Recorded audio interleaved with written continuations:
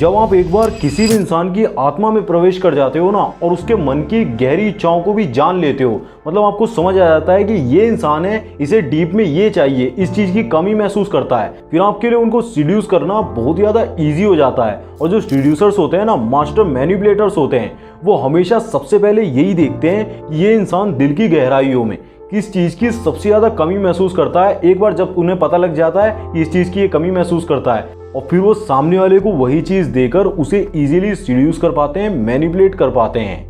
So welcome to 24 rules of seduction master class part 7। आज के इस वीडियो में मैं आपको सिडक्शन का rule number 7 enter their spirit को काफ़ी ज़्यादा डिटेल में समझाने वाला हूँ, और साथ ही कुछ रियल लाइफ के एग्जांपल्स भी दूंगा जिनसे आप इजीली रिलेट भी कर पाओगे। सो उसे मिस तो बिल्कुल भी मत करना। एंड आई प्रॉमिस, अगर आप कंप्लीटली बिगिनर भी हो ना, जिसे सिडक्शन के बारे में रत्ती भर कुछ भी नहीं पता है, सो इस वीडियो को देखने के बाद you will become a pro seducer. So let's begin. आज के टाइम पर लोग सीड्यूस किए जाने के प्रति या फिर मैनिपुलेट किए जाने के प्रति काफ़ी ज़्यादा डिफेंसिव हो गए हैं, और उन्होंने अपने दिमाग में कुछ तरीके की बाउंड्रीज बना ली हैं जिसके अंदर ही वो जीते हैं, अपनी एक अलग दुनिया ही बना ली है। तो उनके इस इमेजिनरी वर्ल्ड को तोड़ने के लिए, उससे बाहर लाने के लिए, और साथ ही उन्हें डीप में सीड्यूस करने के लिए आपको उनके स्पिरिट में एंटर करना बहुत ही ज़्यादा जरूरी हो जाता है। मतलब आपको डीप लेवल पर उनकी फीलिंग्स को और मेंटल स्टेट को समझना होगा। मतलब ऐसा होना चाहिए जब आप उनके साथ ना भी हो ना, फिर भी उन्हें आपके साथ होने का एक एहसास होना चाहिए, आपके सपोर्ट का एहसास होना चाहिए, तभी आप उनकी आत्मा में प्रवेश कर सकते हो, उनकी स्पिरिट में एंटर कर सकते हो। आप उनकी फीलिंग्स के साथ साथ उनके डीप डिजायर्स को भी समझो, उनके फियर्स को समझो, इनसिक्योरिटीज को समझो और एम्बिशंस को भी समझो।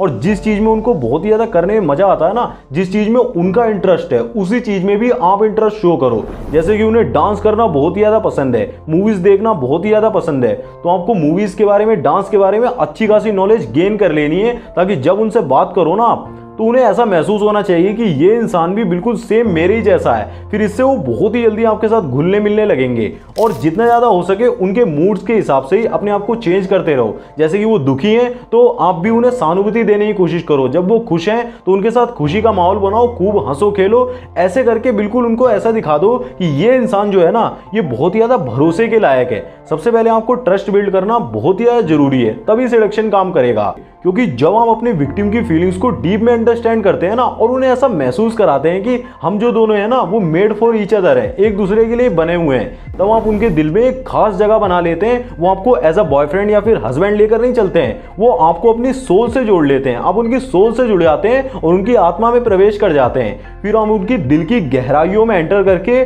उन्हें बहुत ही ज़्यादा डीप में सीड्यूस कर सकते हो। बट नेगेटिव वे में जैसे ये जाता है तो सामने वाले को काफ़ी ज़्यादा नुकसान भी हो सकता है। फॉर एग्जाम्पल, जैसे कि अगर आपकी कोई जीएफ है, पार्टनर है, तो आप उसी के जैसे रिएक्ट करना शुरू कर दो। जैसे वो पागलों की तरह हंसती है ना, खिलखिलाती है, आप भी वैसे ही खिलखिलाना शुरू कर दो। और जब वो ओवर रिएक्ट करती है तो आप भी कभी कभार ओवर रिएक्ट करो। उसे ऐसा लगेगा कि ये तो मेरी मिरर कॉपी है, मेरी जैसा सेम है। और जितना ज़्यादा वो आप डीप लेवल पर उसकी फीलिंग से कनेक्ट करोगे ना, आपका इमोशनल कनेक्शन जितना डीप होगा आप दोनों का, उतना ही ज़्यादा आपका जो रिलेशन होगा ना, वो स्ट्रांग बनेगा। जब आप उसकी छोटी मोटी बातों का भी ध्यान रखोगे ना, तो उसे उतना ही ज़्यादा स्पेशल फील करा पाओगे, और उतना ही ज़्यादा डीप में आप उसे सीड्यूस भी कर पाओगे। फिर उसे ऐसा महसूस होने लगेगा कि ये जो इंसान है ना, ये वाकई में बाकी लोगों से काफ़ी ज़्यादा अलग है, इसकी थिंकिंग बिल्कुल मेरे जैसी है, बट ये और लोगों से काफ़ी ज़्यादा अलग सोचता है, ये मुझे कभी भी धोखा तो भूल कर भी नहीं देगा और मुझे फुल सपोर्ट करेगा।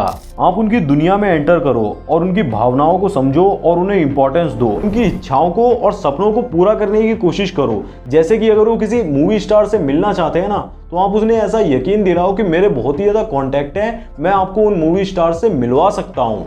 या फिर अगर उनका कोई आइडियल पेंटर है, तो आप विश्वास दिलाओ कि मेरे जानने वाले काफ़ी सारे लोग हैं जो आपको उससे मिलवा सकते हैं। बट मेरी इस बात को अपने दिमाग में अच्छे से बैठा लीजिए कि कभी भी भूल कर भी सिडक्शन का नेगेटिव वे में बिल्कुल भी यूज़ नहीं करना है। कभी किसी को धोखा देने के लिए या फिर नुकसान पहुंचाने के लिए आपको ऐसा लग रहा है कि उस लड़की ने मुझे धोखा दे दिया, वो किसी और के साथ चली गई, तो मैं अब इनडायरेक्टली उसे सीड्यूस करूंगा और उसको ऐसा करूंगा, या फिर किसी लड़की को सीड्यूस करके उससे उल्टे सीधे काम करवा के छोड़ दूंगा।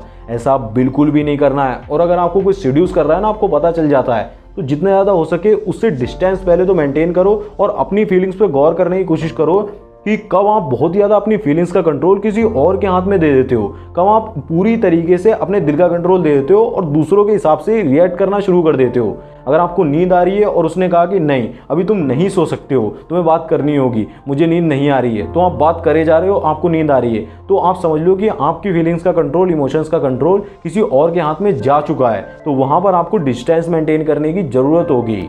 सो सिडक्शन का रूल नंबर 7 यही कहता है कि लोग सीड्यूस होने के प्रति या फिर मैनिपुलेट होने के प्रति काफ़ी ज़्यादा डिफेंसिव होते हैं। वो कभी भी नहीं चाहते कि कोई इंसान उनसे इनडायरेक्टली कोई फ़ायदा उठा ले, उन्हें सीड्यूस कर सके। तो वो अपने चारों तरफ एक बाउंड्री क्रिएट करके चलते हैं और अपना एक वर्ल्ड क्रिएट कर लेते हैं, अपनी दुनिया में जीते हैं। तो उस वर्ल्ड से उन्हें बाहर निकालने के लिए और उनके स्पिरिट में एंटर करने के लिए, उन्हें डीप में सीड्यूस करने के लिए आपको अपनी एक मिरर इमेज क्रिएट करनी होगी। जैसा कि वो रिएक्ट करते हैं ना, जैसा जिन चीज़ों में इंटरेस्ट शो करते हैं, जिन चीज़ों को पसंद करते हैं, आपको भी उन्हीं चीज़ों में इंटरेस्ट शो करना होगा। जैसे कि उन्हें डांसिंग पसंद है ना, तो आप डांसिंग की अच्छी खासी नॉलेज रखो और उनके सामने डांसिंग के बारे में बातें करो। तो वो धीरे धीरे आपके साथ बहुत ही जल्दी घुलने मिलने लगेंगे और आपके लिए जो इनसिक्योरिटी होती है उसे बहुत ही ज़्यादा कम कर देंगे। फिर आपके लिए उन्हें सीड्यूस कर पाना बहुत ही ज़्यादा ईजी हो जाएगा। तो आत्मा में प्रवेश करने के लिए उनकी फीलिंग्स को गहराइयों से समझो, उनके डिज़ायर्स को बहुत ही ज़्यादा डीप में जाके आपको समझना पड़ेगा। बट ये काम बोल बोल कर नहीं हो पाएगा, आपको डायरेक्टली बहुत दिनों तक चुप रह रहकर ऑब्जर्व करना होगा, तभी आप सीख पाओगे। और हर बार की तरह मैं दोबारा से यही कह देता हूँ कि सिलेक्शन कभी भी जल्दबाजी में काम नहीं करेगा। ये पूरी तरीके से पेशेंस का गेम है, आपको लॉन्ग टर्म के लिए वेट करना पड़ सकता है। ये पूरी तरीके से आपकी सिलेक्टिव स्किल्स पे डिपेंड करता है। अगर आप मेरे सब्सक्राइबर्स हो तो आपको पता होगा। बाकी अगर आपने अभी तक सिलेक्शन का रूल नंबर 1, 2, 3, 4, 5, 6 वाला वीडियो नहीं देखा है तो वो भी काफ़ी ज़्यादा इंपॉर्टेंट है। अगर आपने ये वीडियो यहाँ तक देख लिया है तो वीडियो को लाइक कर देना। राइट में एक प्लेलिस्ट का लिंक आ रहा होगा, उस पर क्लिक करके अभी देख लो, कोई सा भी पार्ट आप चेक करो, सारे इंपॉर्टेंट हैं। मैं मिलूंगा आपसे उन्हीं वीडियो में, तब तक के लिए जय श्री राम। अपना ध्यान रखें, ऐसे ही देखते रहें, शेयर करते रहें।